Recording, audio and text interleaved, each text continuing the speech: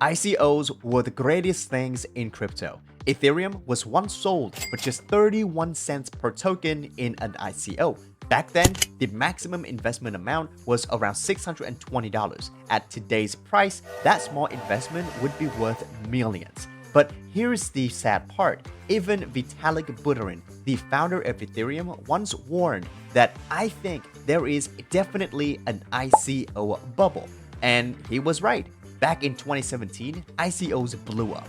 Things got messy. Scams were everywhere, and most people just gave up on them. And now, in 2025 and early 2026, they are starting to come back quietly, more structured, more regulated, and very different from what we saw before. So in this video, I'll walk you through what ICOs actually are in 2026, why they're making a comeback, and how you can get involved in a safe and profitable way. But before we get into the video, make sure to like and subscribe to CryptoNinjas for more contents like this. Thank you very much. Let's start from the basics. What exactly is an ICO? ICO stands for Initial Coin Offering, like an IPO in stocks, but this one is for crypto tokens. Here is the easy way to understand it. A new crypto project needs money to build their app or platform. They can raise money through angel investors or venture capitals or banks, or they can sell their tokens directly to normal people or retails, quote unquote, like you and me, and you buy early, you get the tokens at a low price. Later, when the project grows and the token lists on exchanges, the price can go up a lot, huge win even. But still, there are quite a lot that dump immediately after listing. That said, you just have to do your research and find the best opportunity. What an ICO offers is early access, higher reward, but also higher risk. That's it. Why did ICOs fail so badly in 2017? Well, back then, literally anyone could make a project and make an ICO. There were no rules, no background checks, no locks on team tokens. Teams would raise millions of dollars, then unlock all of their tokens, immediately sell everything and run away. What you would call a quote-unquote rug pull. Regular investors or retail lost huge amounts of money. The idea of ICO wasn't bad. The problem was there were zero rules and zero protection for investors. That's why everyone hated ICOs after 2017. However, the biggest problems have now been fixed. Compared to the old ICO models, 2026 is totally different. The rules are much clearer. In the US, the government is more friendly towards crypto now. In Europe, there is a full set of laws called MiCA that protects investors. Projects have to follow rules, get audited, and lock team tokens. This makes it easier for projects to stay compliant and attract serious capital, and much safer for retailers to invest. So ICOs aren't dead, they just grew up and got safer. This isn't just theory. Platforms like MetaDAO on Solana and Legion connected to Kraken Exchange or Binance Alpha ran many fair ICOs in the past. Most of them gave early buyers a 5x, 10x, 20x, or even 50x gains in the weeks after launch. A prime example is a successful IDO called Avicii, was one of the more talked about launches on MetaDAO on Solana. It followed a failed launch style ICO with strong community participation and clear token vesting schedule. The total supply was about 12.9 million Avicii tokens. About 77.5% or 10 million tokens were sold directly to the public through the ICO. The remaining 22.5% was allocated to liquidity. Now, the most important part is the team received zero tokens at launch. They only earn tokens later if milestones are met and approved by DAO votes. The ICO price ranged between 35 to 50 cents with an initial FTV of around $4.5 million. Sounds quite small at first, but Avicii surprised us all. After launch, Avicii saw a strong pump, moving from ICO prices to an all-time high of around $7 to $8. That's roughly a 15 to 20x increase in FTV, reaching a market cap of around $90 to $100 million within weeks. So yeah, This sounds exciting. This shows well-structured modern ICOs can still deliver great results.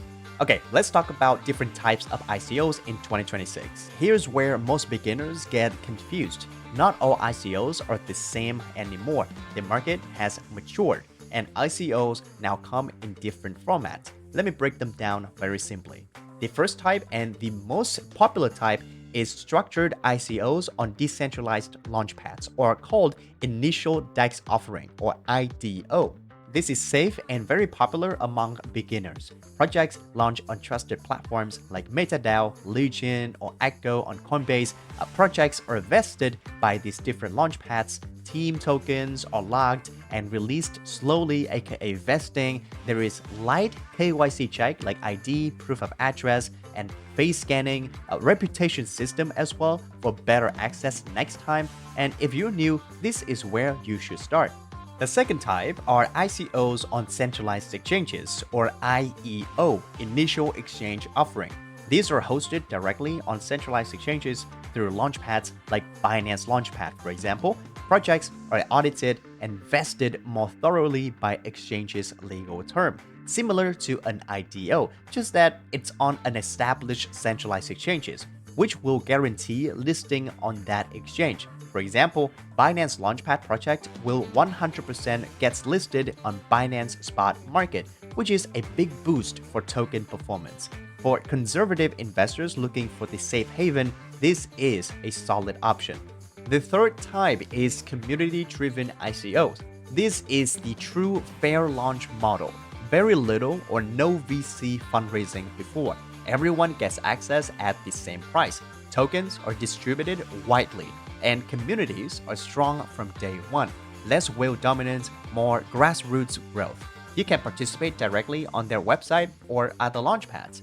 KYC is still required, but less strict, and there is no guarantee of top exchange listing. Plus, you have to research projects yourself.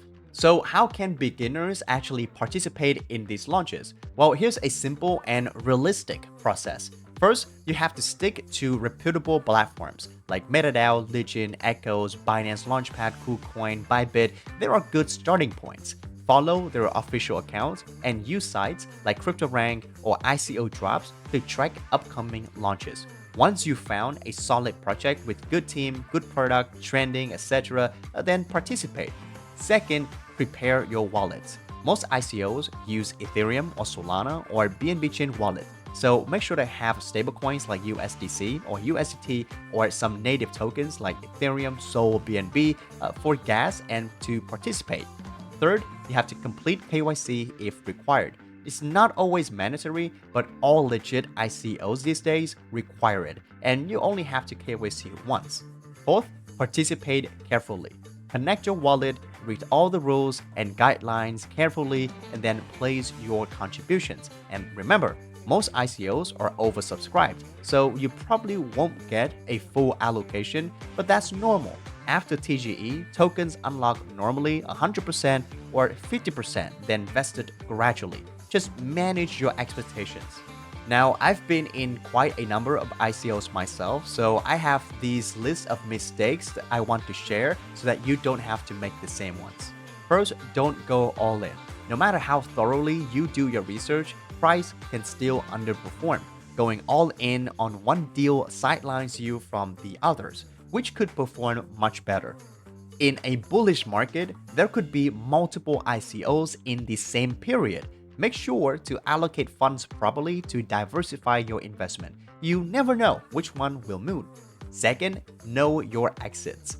You have to manage your expectations and have a clear strategy to exit tokens at launch. Holding in 2026 is not a good thing anymore. It's a net loss. The sad fact is 90% of all ICO tokens will dump immediately after listing. So depending on the projects, have realistic price targets and exit accordingly. If things go sideways, also have plans to cut your losses and move on. Third, don't cosplay salmon.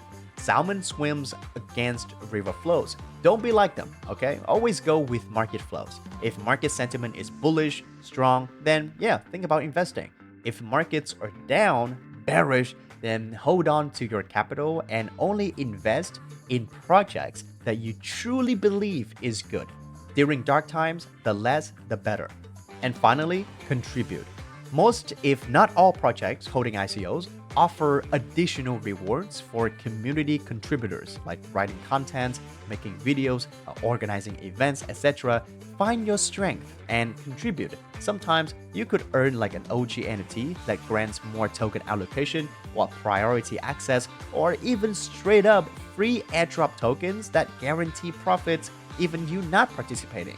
And that's pretty much it for me. ICOs are not easy money. Most people still lose money if they don't research. But in 2026, ICOs are way safer, way more professional, and more fair than ever before. If you're careful, patient, and only use trusted platforms, ICOs are one of the few ways regular people can still get in early, just like those who bought Ethereum at 31 cents.